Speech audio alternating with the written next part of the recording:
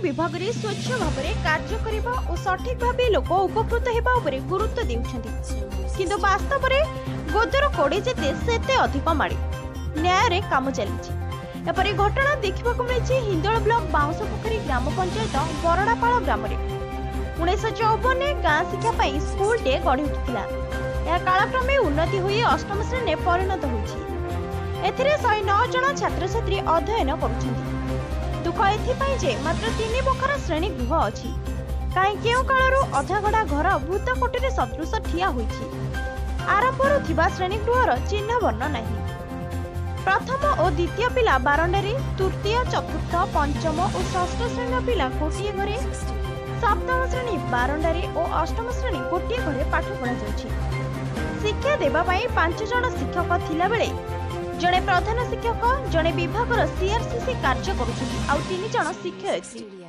पानीय जलर असुविधा सह पाचेरी समस्या बहु गुण दुख बढ़ाइछि। एमएलए और जिला परिषद सभापति समेत शिक्षा विभाग को जणाइथिले मध्य एजबत कौनसी सुफल मिली नथिबा परिचालना कमिटी चेयरमैन प्रताप प्रधान क्षोभ सह अभियोग करछथि। बीओ को मतामत नेबारे कहिले बीडीओ को अवगत कराइछि। पंचायत ईओ को पचारिबारु से कहिले आम पाखकु कौनसी अनुदान आसी नहीं। एसबु को विचार कले सरकार उत्तम सेवा और सरकारी विद्यालय प्रति मनोभाव बारी हेउछि।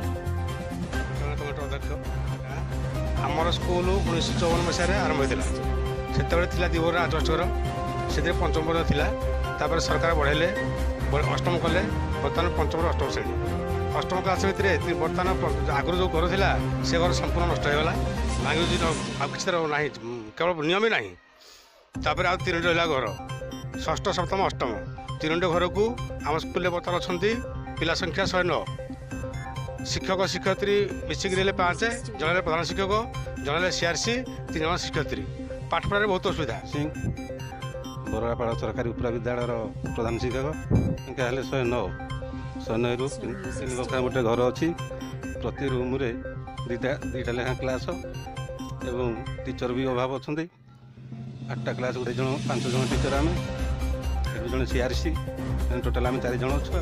हाँ भी बहुत आम स्कूल को